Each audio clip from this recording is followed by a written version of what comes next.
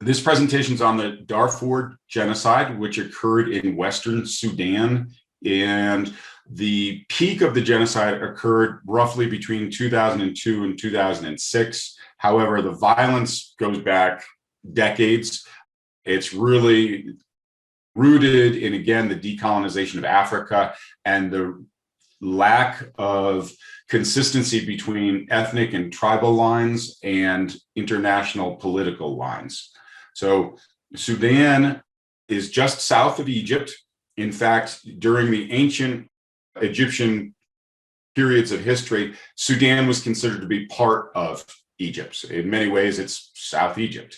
And there were some dynasties from what we would now call Sudan. So when we look at the multicultural, multiracial dynasties of Egypt, the Nubian dynasties would come from modern day Sudan.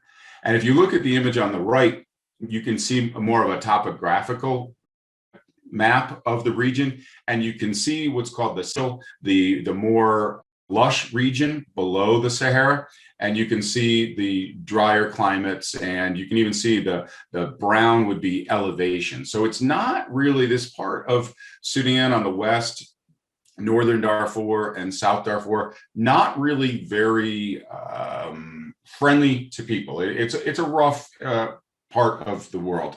And Fur, by the way, is the name of the major dominant tribe in the region. So Darfur means the land of the Fur people, okay?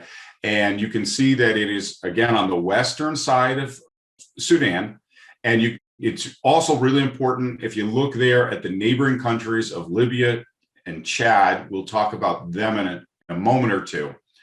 So you have this massive country, and it goes from the Red Sea and oil reserves all the way to the Sahara in the west. And then it has ethnic groups that are Arab in the north. It has ethnic groups that are sub-Saharan African in the west and in the south. It's just diverse in terms of culture, race, as well as the environment.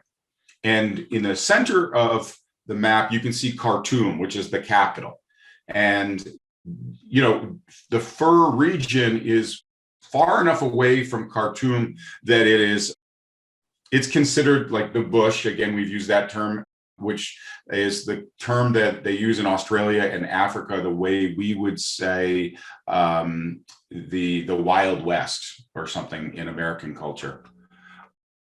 I put here the names of the groups who are the persecutors and who are the victim population. So the people on the left, Bedouins, if you know that term, the nomadic North African Arabs, as well as the Shua Arabs, who are, and this is important, notice that they're camel herding and cattle herding.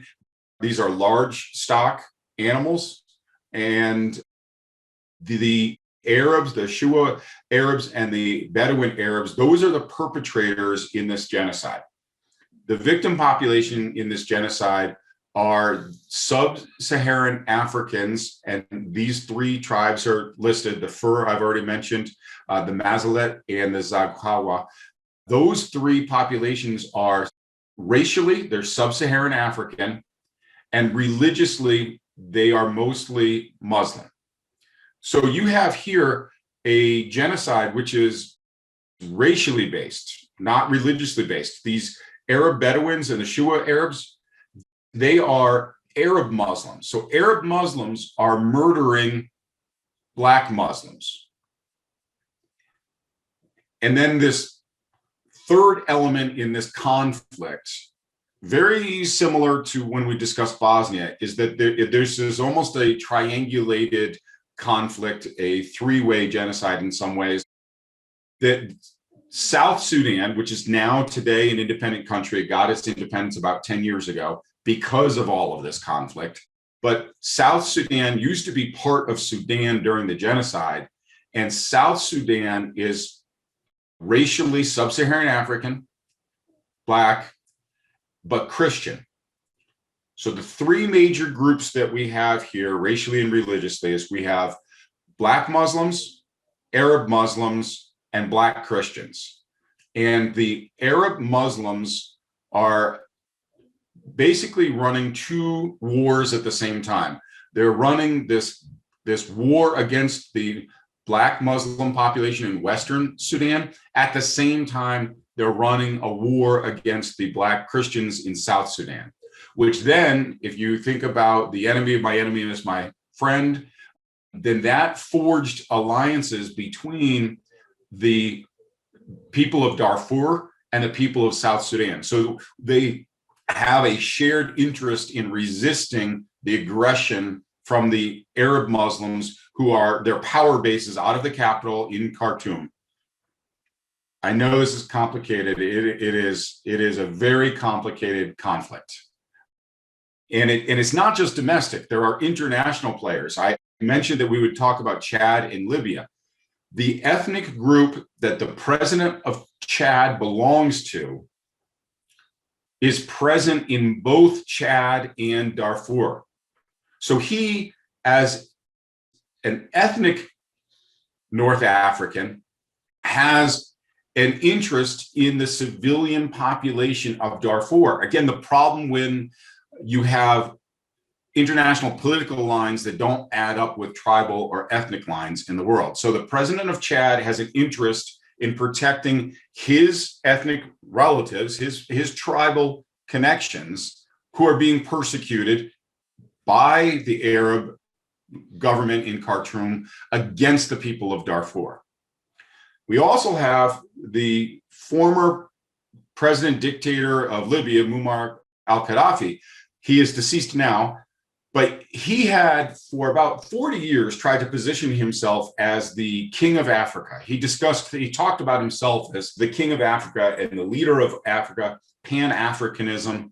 And so he wanted to have a say in this conflict as well, to buttress his own sense of worth.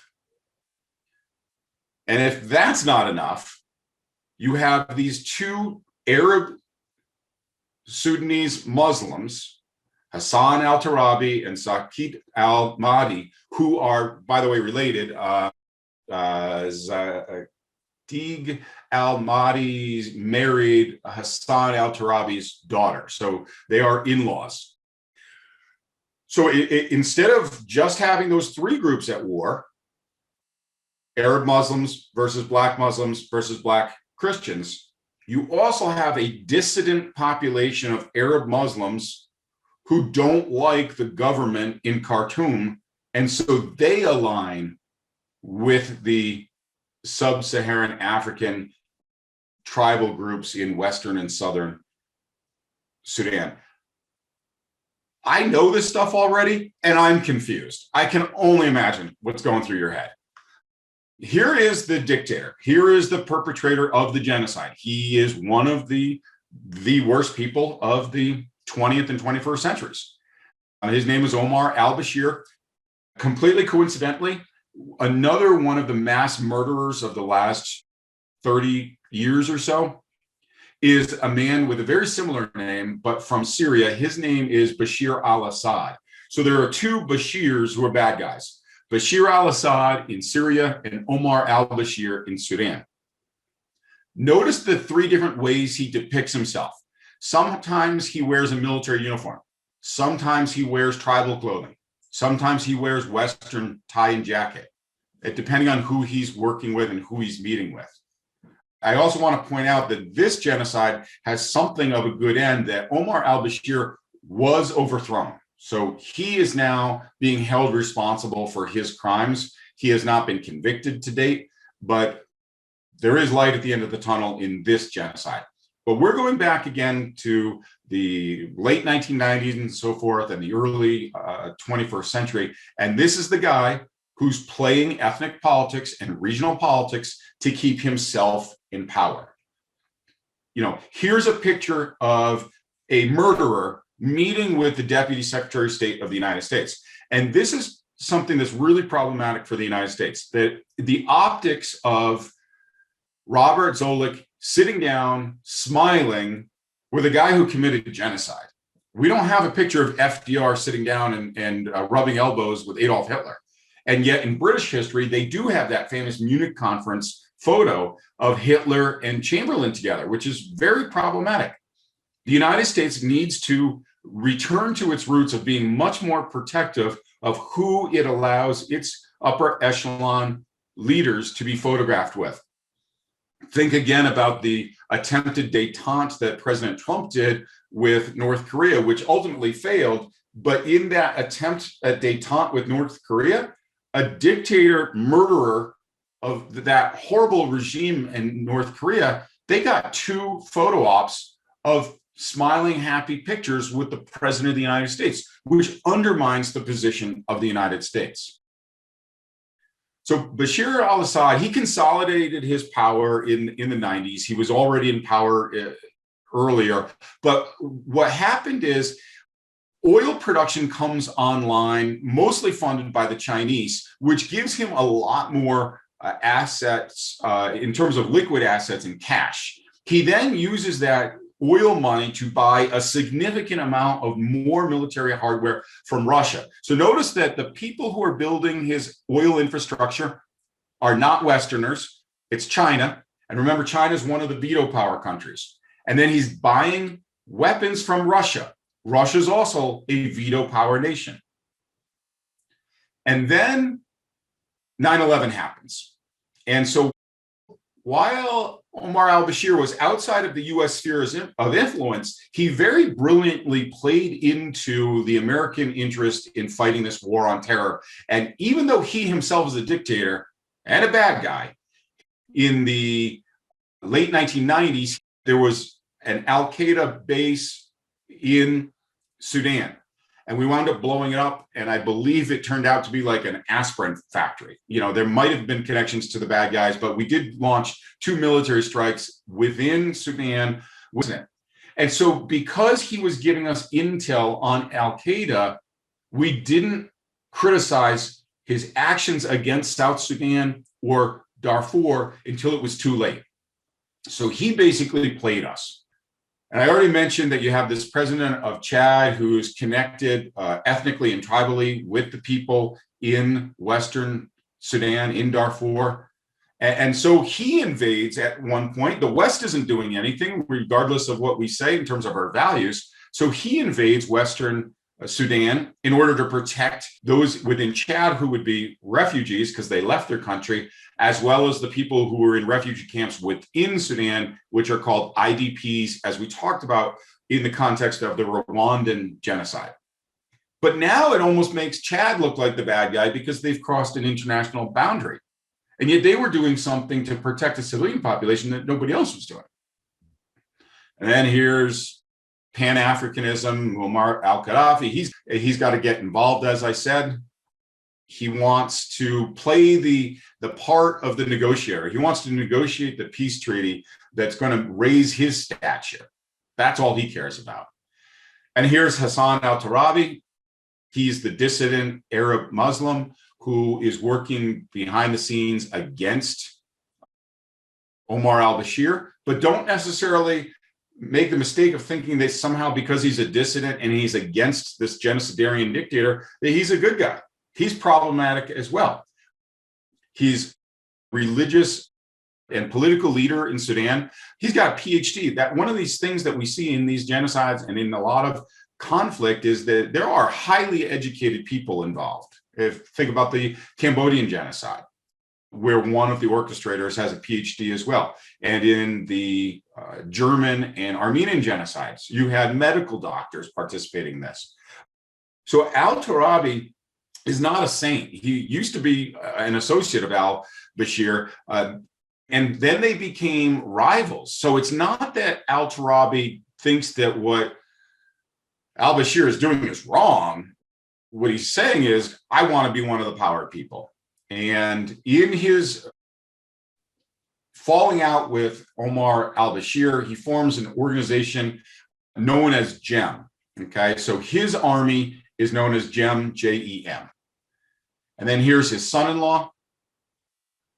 His son-in-law was prime minister of Sudan and also used to be associated with al-Bashir. He was overthrown by al-Bashir, and he too, as I said, is related to Al-Taravi. So this is an intra-Arab Muslim conflict that's behind the scenes with this other conflict going on ethnically and religiously throughout the whole country.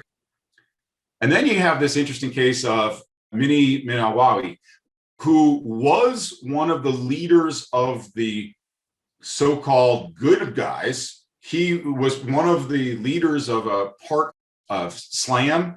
Sometimes it's called SLA, sometimes it's called SLAM, but that would be Sudanese Liberation Army, or SLAM is Sudanese Liberation Army Movement. So he was one of the people fighting against Omar al-Bashir and trying to protect the civilian population.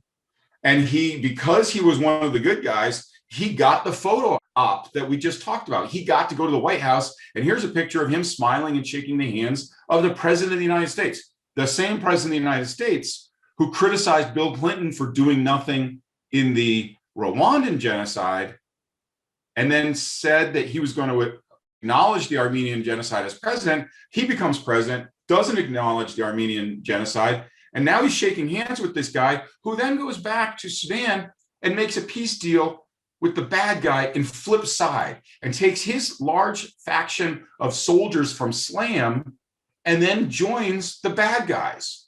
And yet he's got a photo op with the president of the United States.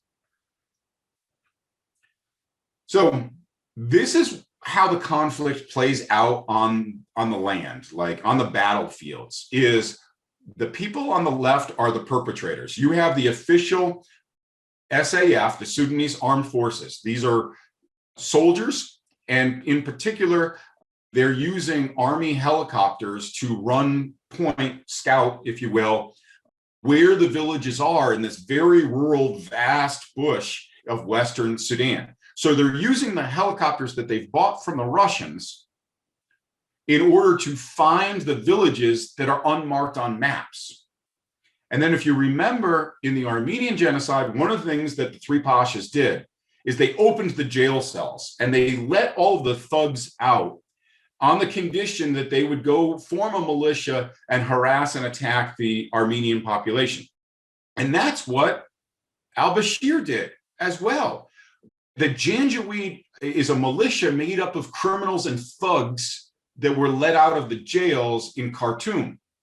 And so the Janjaweed are running on horseback and at best Toyota pickup trucks, and they're driving around in this vast land. They don't know where the villages are, but those Russian helicopters and those SAF pilots are calling down coordinates of where the civilians are. We're going to come back to this, but think about that. If the United States, for example, had put in a no-fly zone and grounded those helicopters, then the Janjaweed wouldn't know where the villages were for them to then massacre. And we've already talked about the fact that Minawawi switched sides, so then he becomes part of the aggressors in this conflict as well. And then the so-called good guys, put an asterisk on that. You know, you got SLAM and you've got GEM, and then they're also getting financial and military support from, yes, Chad in the western part of the country, as I talked about, but also from Eritrea, which is a very small country on the eastern part. So this is both domestic and international and macro international. If you think about the fact the United States is saying that our values are to stop genocide, but you have the Chinese money going in because of the oil and the Russian military hardware. So this is playing out in international macro politics, regional international politics, and domestic politics as well. Whew, oh boy, oh boy. So again, SLAM has its roots in this conflict that has been going back for, now it's been going back 30 years. When the genocide peaked in 2002, 2006, it had already been going on for about 17 years. And then again, Al-Taravi's organization of GEM, Justice and Equality Movement, they jump into the fray, and they have more access to weapons as well because of their training with the SAF forces when they were part of the al-Bashir governments. and they are the Gem is comprised mostly of the Zaghawi clan, and again, they are backed by Hassan Al-Taravi, who's one of the Arab clans, not a sub-Saharan African clan. And so you have to ask the question, cui bono, right? Who benefits? Is Al-Taravi doing this because he's interested in stopping a genocide and protecting people, or is it just to overthrow al-Bashir so he can be the dictator killing people? Right? And we'll never know. All of these organizations usually use media both ways. We see the media used most successfully by the perpetrators. They're usually the ones with power. But in this case, GEM, because of their access to funds and international organizations through Al-Taravi, they have a media campaign to support their perspective on the conflict. And let's talk about the Janjaweed again. Like I said, the Janjaweed, they're just thugs. They're a militia group that's being used to follow that script of plausible deniability, that these aren't official soldiers, that Al-Taravi kept going back to the fact, Al-Bashir kept going back to the fact that there might be violence happening, but it's not my fault. Like, I don't know what's going on out there. I understand it's just these Janjaweed thugs and maybe militias that are trying to fight against the government. And he's like, it's not me. Okay. The Janjaweed use this policy, which is called scorched earth, which means they're going to deny the land to all people. And so you have these crazies running around, like I said, on horsebacks with AK-47s, just shooting up villages. But one of the things that they would do in the villages is they would take some of the livestock. And I pointed out earlier that the Arab Muslim populations were camel herders and cattle herders. The Darfur people were more shepherds and farmers. And so they were more sedentary than the nomadic usage of resources by the cattle and camel herders. And in this way, it's very similar to what happened in 19th century Texas in the United States with the so-called cattle wars and the cattle kingdom wars, where you had cattle ranchers fighting against agricultural ranchers. And because the cattle and the camels, they need to move because they're going to eat up so many of the scarce resources. They need to keep moving so that they constantly have new sources of food.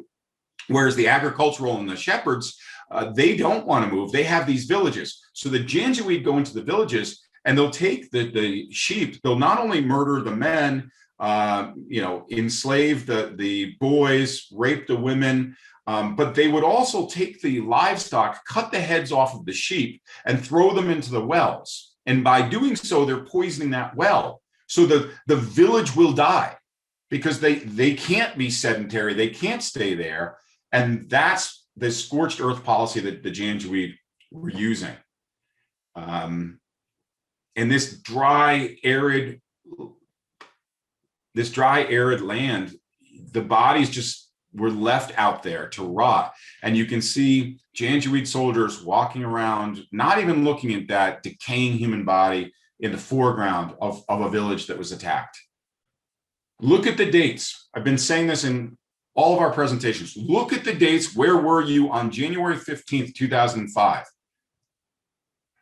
When these people were murdered for no reason other than their ethnic, racial, and employment demographics. The fact that they happened to be sub-Saharan African Muslims who were agrarian farmers and shepherds, and they weren't Arab nomadic Muslims that needed more land for their cattle and camels. January 15th, 2005, massacre.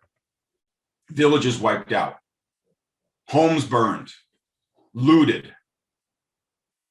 And think about this, we have the pictures. If we have journalists that are close enough to be taking the pictures, how come we didn't do something about it? Now, and the journalists themselves, this is one of the problems with war journalism is the journalists can't do anything because if they do anything, they're going to be targeted and then the pictures don't get out. Think about watching these massacres happen through the eyes of journalists. Where were you on November 30th, 2004? It might have been Thanksgiving. It was certainly Thanksgiving week. We're enjoying turkey. We're putting up our Christmas trees or Hanukkah candles. And this village of Adoua is wiped out. Bodies just left there. Village is burned. Looted. The people are dead, so we can just go through their things and see what we want and take it. Bodies just sitting and decaying in the hot, arid weather. There's still skin on that hand and hair on that skull that's been crushed in.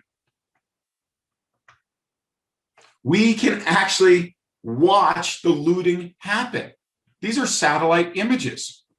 We're watching it. If we have eyes in the sky over Sudan, why can't we have planes in the air over Sudan taking out these Russian helicopters to not make it easier for the Janjaweed?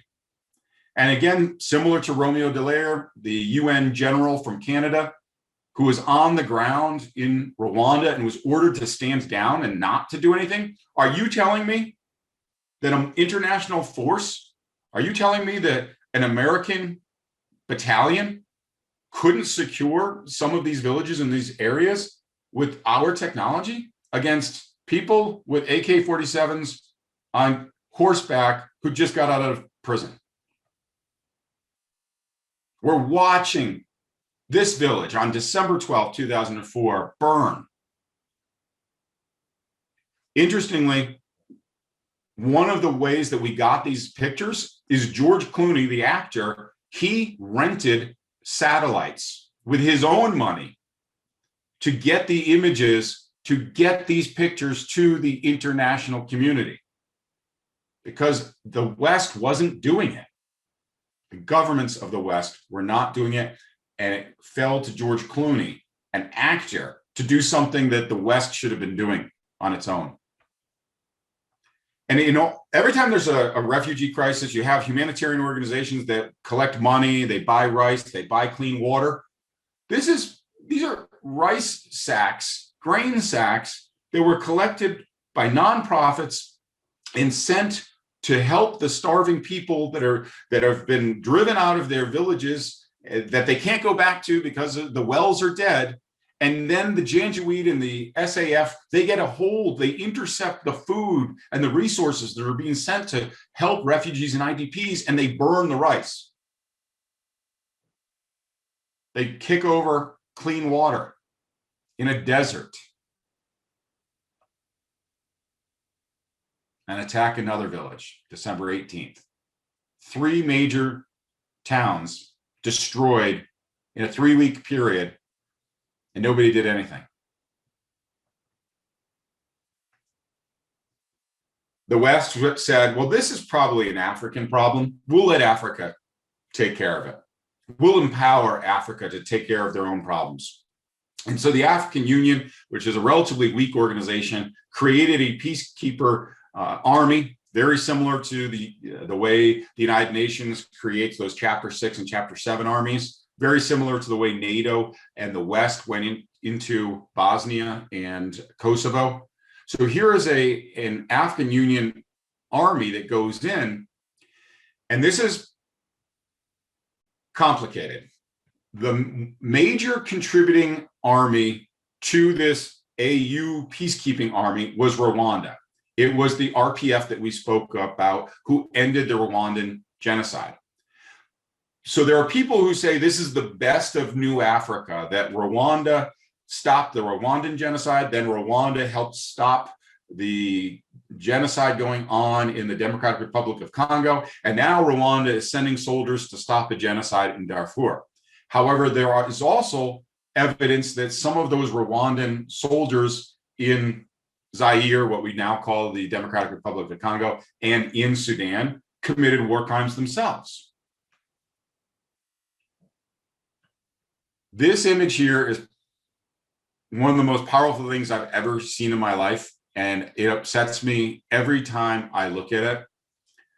A lot of the victim population was illiterate, or the Western people who were interviewing the indigenous people of Darfur that in these IDP and refugee camps, there was either issues of literacy or linguistics. And so here's a therapy that's done. It's for communication as well as processing therapeutically of what happened. And these are pictures that are drawn by children, the children of Darfur. And this is just one. I'm going to read you the quote. These men in green are taking the women and the girls. They are forcing them to be wife. They are forcing them to be wife. This kid doesn't have the language to describe rape. And so they draw pictures of the army men in green holding hands with the women and the girls, and then says they are forcing them to be wife. And there's fires of the burning villages and towns in this image. There's the helicopter that I've spoke about. And the fact that the child is differentiating between living people and dead people by using color. The colored people are alive and the black and white people at the bottom are dead. It's a lot for a young teenager to be processing. And living in these conditions. Mostly women, because the men have been murdered, and the boys often would be taken and included into the perpetrator army. If you read about the Lost Boys, which takes place in another conflict in Africa, that we have child soldiers where the children of the victim population that are male are invited to join the perpetrator army. And there's a rite of passage that they have to murder one of their friends in order to be part of this. And so the psychological and the relational disruption that this brings as well, that these boys of the victim population then join the perpetrator population, leaving a lot of these IDPs and refugee camps populated by women and children. And then the Janjaweed, when they find out where these camps are, go into the camps and there's nobody to protect them a second time. So you have second and third victimization, where a woman might have been raped in the village during one attack. She escapes and gets into an international camp, but nobody protects the international camp, and she's literally raped again or figuratively assaulted again. And then how does that person ever feel safe for the rest of their life? The psychological baggage, the PTSD, living in these conditions again, as I've said, you know, and we have the names and the dates of these people. And yet this is where the dictator was living. Not too shabby. This is the presidential palace in Sudan. While the genocide was going on and I was teaching this material, I would put up his address, write him a letter, tell him how disgusting of a human being he is, living in that type of condition while his people are living in these conditions and being murdered because of the actions of Omar al-Bashir, who lives here. These people are dead because of Omar al-Bashir. These people are dead because of the vice president, of this vice president, of this general, of this general, of this chief of staff, of this general, of this minister of the interior, and then regional leaders as well. This guy, the governor of South Darfur, governor of West Darfur, governor of South Darfur earlier, retired Air Force pilot and former governor of North Darfur. We know who all of the perpetrators are. And so one of the things is, how do we as an international community hold these people accountable? Well, one of the things is we can do arrest warrants now through the ICC, which was developed in the aftermath and the relative success of the ICTY and the ICTR. These people can hide in their country, in Sudan. They should not be able to hide outside of their country. They should not be able to go on vacation to Paris or take their kids to Disney World. Yeah. These people need to be arrested and held accountable by the international community. We know who they are.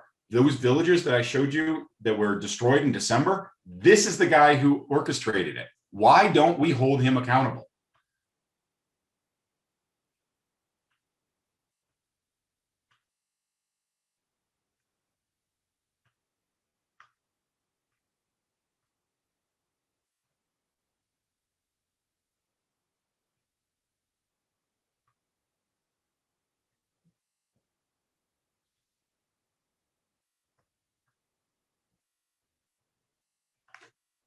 It wasn't the West that ended this dictator's rule. It was just a couple of years ago, 2020, I believe, if not 2019, the women's revolution, the women in white, as they're spoken about. They rose up and said, enough, not just in Darfur, enough in South Sudan, enough in Khartoum as well.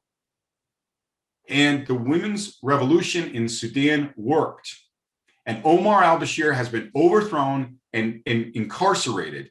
And finally now, right as we speak, deals are being made between the ICC and the new government of Sudan to send these war criminals to the ICC and hold them accountable. This might wind up being a genocide like the German genocides and the Rwandan and the Bosnian, where people are held accountable, and not like the Armenian genocide, where no one was held accountable, or the Cambodian genocide, where people weren't held accountable until 30 years later. We're going to get it done this time in Darfur. We're going to hold the perpetrators responsible for the murder of the people of Darfur and South Sudan. They're going to the ICC. These are the perpetrators of all of these genocides. You can probably identify them by face. Bottom right-hand corner, there's Omar al-Bashir. He has his place on this list of murderers in the 20th and 21st centuries. And he too, hopefully, get put on trial before he dies. As we talked about, the leader of the Serbs in Serbia who perpetrated the genocide in Bosnia was able to die natural causes while on trial. We need to make sure that doesn't happen again with Omar al-Bashir and hold him accountable. And so if we look at what happened in Sudan and what is now called South Sudan as an independent country today, and we frame this in the 10 stages of genocide, again, stage one is classification, and it's that us and them mentality. And so that broke down in terms of racial distinction, the people in northern Sudan being Arabs, and the people in western and southern Sudan being sub-Saharan African. And it also breaks down religiously, with the people in Darfur and the people in northern Sudan being Muslim, and the people in southern Sudan and what is now South Sudan being Christian. So we have classification. We have symbolization, using derogatory colors, clothing, labels. Well, the cultural clothing that distinguishes Arabs and Christian populations in Sudan are then used to divide people into these classifications. And then, of course, discrimination. It's discrimination, right? You're choosing one socioeconomic status over another. You're saying that camel and cattle herders have more right to water access than sedentary herders like shepherds, as well as the farmers, and the grain that they grow, in particular in the area, is millet. So again, akin to the Texas Cattle Kingdom Wars, there is a discrimination here based on employment or job occupation, if you will. And then dehumanization. Using rape as a tool of genocide, recognized in the aftermath of the Bosnian genocide by the international community, and using tribal extremism the denigration of certain tribes and the bolstering of one's own tribal identity to instill fear in communities across international boundaries, even in particular with Chad, as we talked about, the people in Western Darfur and the people in Eastern Chad being from the same group, that these tribal labelings are used to dehumanize, and then the Janjaweed, these thugs, act on that dehumanization, perpetrating murder and rape. And these Janjaweed are organized. It is a pattern of all these genocides, right? That you have these paramilitary organizations that get their support tacitly from the powers that be, and then commit these crimes. So yes, they're criminals on horsebacks and Toyotas, but again, where are they getting the AK-47s from? There's not an AK-47 factory in Sudan. Where are they getting the helicopters from? And the coordinates for the villages? Sudan doesn't make helicopters. They're buying them from Russia with the oil money that they get from China. And this leads to, these organizations leads to polarization and the development of this divide and conquer mentality, and the development of Darfur militias to protect their people, and South Sudan organizations like SLAM and SLA to protect their people. And we see the pattern of preparation, that there is always a preparation that goes into genocide. It's not just random. Again, the oil sales, I'm harping on that oil sales, and the United States has its own problematic relationships with oil. And for example, the Saudi Arabian government, and the fact that we did nothing when they committed that assassination of the American citizen in Turkey a couple of years ago. But the preparation comes from the oil sales and the purchasing of those Russian weapons. How can the international community stop war crimes and genocides when countries like China and Russia and France, in terms of the Rwandan genocide, have veto power? The Security Council couldn't authorize that no-fly zone that I spoke about, because if they did, it would have been vetoed by China and Russia. China wants the genocide to happen. They're making money off of Omar al-Bashir, and they're getting oil. In fact, I should clarify, China wants the genocide to continue because they're able to buy oil from this war criminal, Omar al-Bashir. And if you think about it, they're buying the oil on the cheap because the West is doing embargoes and boycotts. Oh, no, your oil is bad oil. We don't want it. Which then actually exasperates the problem, because it makes Omar al-Bashir even more beholden to the Chinese. And again, of course, the Russians are making money on this because they're selling their weapons and getting the money that China gave to Omar al-Bashir. Omar al-Bashir is now giving this to Russia. So there's this preparation and economic angle as well. And then the persecution. It goes back to decolonization, of course, as well as Omar al-Bashir and his own toxic leadership. But the thing is that Omar al-Bashir is committing these, or was committing these, egregious acts as a way to play a shell game and get people to buy into identity politics, so that they weren't aware of what he was doing within his own government against even his own Arab Muslim constituents. And in every genocide, we get to stage 9, the extermination. And we've already seen these images, these broken villages, these burned villages. And of course, we have to have denial.